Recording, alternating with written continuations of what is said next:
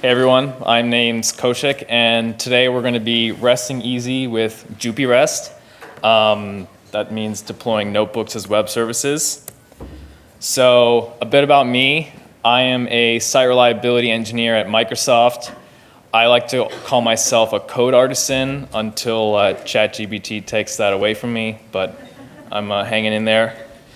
So before I talk about Jupyrest and this whole thing, I want to touch on this concept of serverless. So if you haven't heard about it, serverless, it could be called a buzzword, but it's essentially the idea that you can deploy a web service by just taking a single file of code and giving it to someone else, and they will manage the infrastructure, all the scaling, the authentication monitoring for you. So all you have to do is really just focus on your little Flask app or Fast API or whatever your favorite tool is.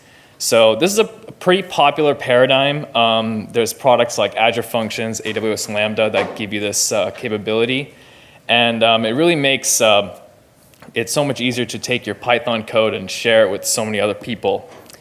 But the problem is that I like to code in Jupyter notebooks.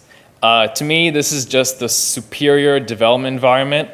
It's got not only Markdown, but you can get charts, tables, graphs, widgets. It's a truly living document, and I think it's for both beginners and experienced developers, the notebook is just such an inviting way to get started on any new project. So the problem I'm trying to solve with Jupyrest was, how can I take my Jupyter notebooks and deploy them as web services without having to rewrite the whole thing in another language or even just as a simple Python file where I would lose all those benefits? So that's where Jupyrest comes in. It's a library that I started building while I was at Microsoft around early 2020. And essentially it does what I said it does. It takes your Jupyter notebooks and converts them into REST APIs. It lets you define input and output contracts for your notebooks, and it also lets you deploy. Right now we support Fast API and Azure Functions, but it's in theory you could deploy this on any serverless platform of your choice. So I want to talk about this concept of a notebook function that I totally made up. So a notebook, what is a function? A function has an identifier, it has some kind of input schema like parameters, and then it has some output schema like a return value or a response body. So I'll take you through converting a simple notebook into a notebook function. I have a hello world notebook here. It doesn't really do very much.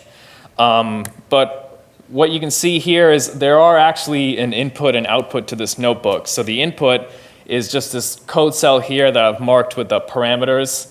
And a lot of times when you're writing notebooks, you keep some variables at the top that you tweak every time you rerun the notebook. So here it's the name world. And then the function output, so this is where the Jupyrest library comes in.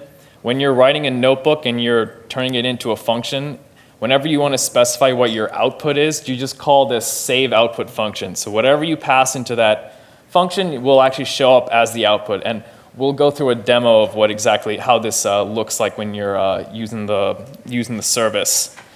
So outside the notebook, you'll need to specify some configuration for your input and output schema. And basically, you just have to make sure the name of the file matches like so with your notebook. In this file, there's those three things I talked about earlier. You got the identifier of your notebook function. You've got your input schema. So this is JSON schema. If you've used Swagger or OpenAPI, something like that, this should look pretty familiar to you.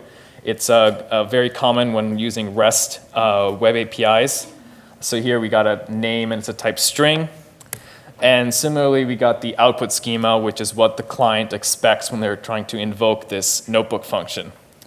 All right, so let's go to a demo.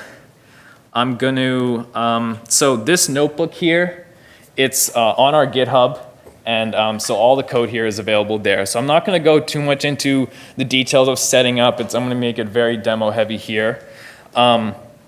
So in this notebook, we're going to be interacting with a running instance of Jupyrest. There is a Python client library that's part of the Jupyrest library, but like I said, this is just a very basic HTTP service, so you could get the OpenAPI spec here and use any language of your choice to invoke this. So I have the service running here, and I can call it and get to see what are my available notebook functions, and we'll go over each one of these soon. So I can then also get the details of a particular notebook function. So this is that same Hello World notebook I showed earlier. Got the input schema, output schema, all the goodness. All right, so now to the fun stuff, executing a notebook function. So we can call this thing here to execute notebook until complete. What I'm doing here is I'm intentionally giving an invalid set of parameters. And like any good web API, it will yell at me and tell me that this is wrong. So that's good. So we can enforce that contract with that config file. So if I call this notebook with the correct parameters, so here I'm passing name as PyCascades, we're going to be presented with a set of notebook artifacts or execution artifacts I like to call. So one of them you see here, so this is the actual response. It's a bunch of JSON. I have this little thing here to kind of pretty print. So the first thing you're going to get is an actual HTML output of the executed notebook. So you notice here the name PyCascades was injected into the notebook and then executed. So I can obviously see that. We get the HTML report, which is just the same thing with all the code cells removed. We get the IPyNB, which is the JSON, not that interesting. But what's cool is we actually get the output here, which is what we saved in our save output function. So this is normal JSON. So now you've essentially taken a notebook and turned it into a REST API from a client's perspective. It's JSON in and JSON out, but then you also have the whole notebook execution as an extra artifact.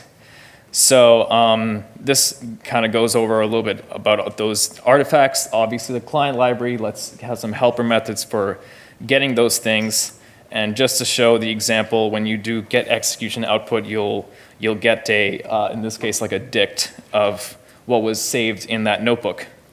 So one of the benefits you get by doing this is that when you, let's say you deploy a notebook and there's some error that is, or exception that's raised in the notebook, normally in a web API, you'll have to go look in your logs or look at your telemetry and try to figure out, what the heck happened and then repro it on your own machine. But when your serverless function is a notebook, you really don't have to do any of that. So I have a notebook here called error. It is intentionally going to fail. And you see here, when I look at the HTML, I can go see what failed. So anytime a notebook execution fails, I don't need any logs. Everything's right here, and if I really wanted to, I could download that IPyNB file on my machine and just repro the whole thing as is. It works, it's very seamless in that sense. So, and then an extra artifact you get is the actual exception message itself. So that's the real core functionality of this. And you can get a lot of runway just by using the features I presented here. But as people use this at Microsoft, when you have maybe tens or even hundreds of notebooks, what you end up wanting is you want to share certain API models across notebooks. It's good API design to have these API models and then share them across, let's say a Stripe API has a credit card as an object that you might use in various different API endpoints. So we have that capability here as well. So I have taken a notebook, a portfolio analysis notebook from this GitHub repository. And this notebook, it's written to take this portfolio class as an input. So this is what that class looks like. It's a plain old Python class with a start date, end date, and it's got some holdings. And what I can do when I build my Jupyrest application, I can give this model a name. So I've named it portfolio. And then in my config.json, I can reference this model's schema using that NB schema thing there. So when I do that, what happens is when I do this get notebook call, from the client perspective, that whole NB schema goes away. So right now, this is still standard JSON schema. You see that ref has been converted into like your definitions here, and then the definition of this class has been put here as, again, all as JSON schema. So I can essentially manage my API model with Python now. I don't have to be mucking around with too much JSON. But that's not all. So when I now execute this notebook, I'm giving JSON here. I'm giving a portfolio with a start date, end date, and some holdings for these stock symbols. And once this finishes, this is a little bit of a bigger notebook than the other ones that I've shown here. So, okay, great. So this finished. So when I look at the notebook here, what you'll see, this line, is that visible? Yeah, this line here, this is the input parameters that I passed into the notebook, but it's actually converted into Python code. So because I've linked my API model with a Python class, Jupyrest automatically converts that into the appropriate Python class, like it'll actually instantiate it for me in the notebook. So now this notebook, it has no idea that it's really an HTTP like web service. It's written as if you were just running this locally. It's just Python through and through. There's no JSON, parsing, JSON encoding, decoding, none of that stuff. Request body, nothing. So it's just Python through and through. And what this means now is that you can manage your entire, like a full API surface using as many of these Python objects as you want, share them across notebooks, and really get like the full power of a very well integrated API, and then plus all the benefits of a Jupyter notebook being your notebook function with the debugging capabilities. And I mean, this is a neat notebook. It has a bunch of different tables and charts. I'm not a stockbroker. I don't really know what these mean, but it's, kind of looks cool. So, but yeah, and then, lest I forget, there's actually an output to this notebook too. So, of course, I've got the HTML, but if all I really care about is this JSON output, then I get that too. So I can either just get the condensed little piece of data I need from the notebook, or if I really want to introspect into how we arrived at this, I can obviously go and look at the full notebook execution, because that is also saved. So there's no need for any kind of observability or anything. It's all just right in that notebook. So that is pretty much all I had.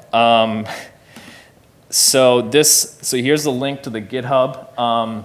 It's MIT licensed, so you can use it however you want. Yeah, so we have some examples there for how to deploy this as an Azure function. I'll work on some other serverless platforms as well. A lot of them do support fast API, so under the hood, the library essentially converts this whole thing and gives you like a fast API instance. So you can mount it in your existing fast API application, or use it to deploy as a Python service somewhere else. Those are both available to you. So yeah, thank you. I hope you liked this library. Definitely check it out if you think you might want to use it, or if you have any features like that. Definitely connect with me after this talk. I'd be happy to hear any feedback you have.